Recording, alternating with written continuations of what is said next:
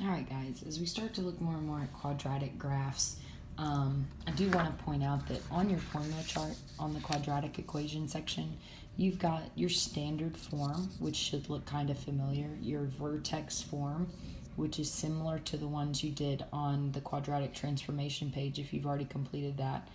Then you have this quadratic formula we've already talked about, and we'll get to the axis of symmetry in a little bit, but we're not going to discuss that just yet. So as I look at the two big ones that we're kind of focusing on, you have the standard form. This is the version we saw a lot when we were trying to solve them. So it's really good for solving. You can use factoring on them. You can use the quadratic formula if it won't factor. Or if that middle piece is missing, you can solve it using square roots. The problem with this form is that it really has very little information about what the graph is going to look like. I wrote that I would just graph it on the calculator and use graph trace. So what we did in class was we kind of looked at one of these graphs and said, okay, predict what the graph is going to look like. And people had all kinds of theories and ideas, but then when we actually ended up graphing it, you see that the numbers don't really do what you might have thought that they were going to do. That plus 5, it shifts the y-intercept up 5, but that doesn't necessarily mean the whole graph is moving up 5. The minus 4, people had different theories on what it was going to possibly control. But what we kind of discovered in class is it does not react the way that you might predict that it would react. So the issue with standard form is you're just going to graph it on the calculator, and then I would honestly use that graph trace option to kind of scroll around so that it can tell me the key values, that there's my minimum. This one doesn't have an x-intercept, but it will identify the y-intercept for me. So if you get a standard form, I would graph it on the calculator and use graph trace. Vertex form, on the other hand, is really good for graphing, okay? The situation where we have a number out front, we have a number inside the parentheses with x, and we have the number at the back. These have a very predictable effect on what our graph looks like. So we really like vertex form when it comes to graphing. So this a value, if you worked through the quadratic transformations kind of discovery activity, you should have picked up on two things. The first one is that it controls how skinny or how wide the graph is, okay? And kind of the description that a lot of people in class used was, oh, fractions make it wider, higher numbers make it skinnier, or even whole numbers make it skinnier. But we discussed this issue of like 5/2.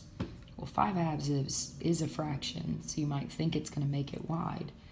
But since that actually means 2.5, that's actually going to end up making it skinny if we have a 2.5 right there in the middle. So the way we kind of decided to word this is, okay, so anything bigger than 1 is going to make it skinny. Anything less than 1 is going to make it wide. And when I say this, I'm kind of ignoring the whole positive and negative issue because, I mean, -10 is less than 1, but it's actually going to end up making it skinnier. So you can kind of fix that by saying the absolute value of those. That just means taking away the negative. I'm going to kind of make a little note to myself because you guys can keep straight that no, really what we're talking about there is that it's a fraction value. So the higher the number, the skinnier it gets, the closer to 0 or the smaller fraction we get, the wider the graph is going to get. But a controls something else as well. It also controls whether that parabola opens up or if it opens down. So what most people figured out is that if it is a positive, is a is bigger than 0, or if it's a positive value,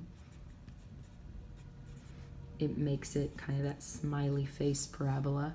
If we're talking about a number less than 0, a negative a value, then we're talking about a frowny parabola, okay? So a controls two things. You've got to look at how high or low the number is and whether it is a positive or a negative because it controls both of those aspects of the graph, okay? the h right here inside the parentheses is going to move the vertex horizontally. That's why we call it h. So if you worked through this on the paper, you should have noticed that, hey, every time there was a number inside the parentheses, it moved my parabola left and right. So, but here's kind of the backwards part, and here's where it gets tricky, is it actually moves it left when it's a positive right there, and it moves it right when it's a negative, which is totally backwards of how most of the rest of your math has worked. Is usually positives go to the right, negatives go to the left. Well, my formula, that minus in there, that's what's causing this to work totally backwards from how it usually works. But the inside the parentheses moves your graph left and right. If you put in different values right there, you will see the entire vertex shift side to side, okay? So first number controls how skinny or wide and up or down it is. The middle number controls how far we're moving horizontally left and right, so the h can help you remember that. The back number, back here, if you worked through, hopefully you picked up on that it moves the vertex vertically. I have no fun way to help you remember that k moves it vertically. Several people in class remembered that, hey, it's kind of like the y-intercept in a linear graph, moves it up and down. So you can kind of connect it back to that. But this one is very logical. It moves it up if it's positive. It moves it down if it's negative. Okay? So that one is very common sense. It connects to what we did with linear ones. The back number moves the vertex up and down. So here's the thing, if this number is moving the vertex side to side and this one is moving the vertex up and down, you can actually use that to say that the vertex's location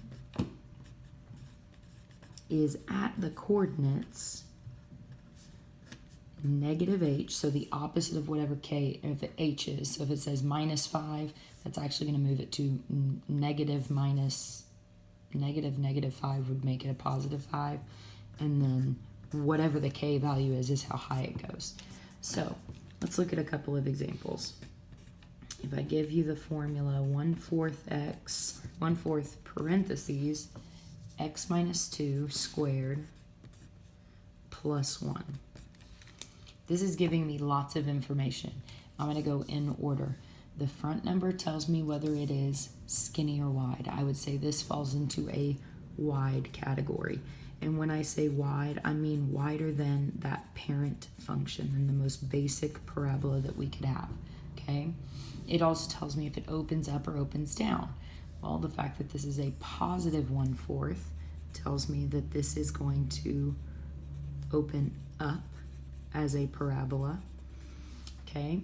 Then I move inside. So the h value inside the parentheses tells me that it's moving left or right. Well, since it says -2, it works totally backwards.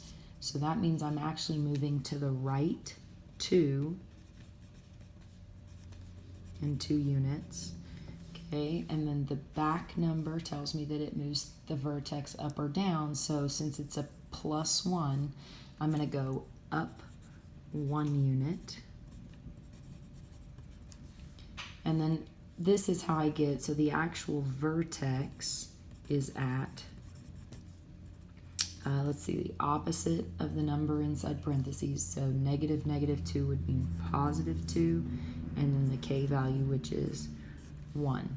So I could now use this to kind of draw it by hand, but just to kind of confirm that that is what's happening here. Let me get a graph page, and we're going to go 1/4. Whoops, just kidding. 1/4 x minus 2 squared plus 1. We're going to see if our predictions were correct. There we go. Let's turn on the grid real fast. I've got a pretty wide parabola here. It moved to the right 2 spaces. It moved up 1 space, and the vertex is right there at 2, 1. So we were able to predict what it was going to look like and describe what it was going to look like before we actually graphed it. Okay?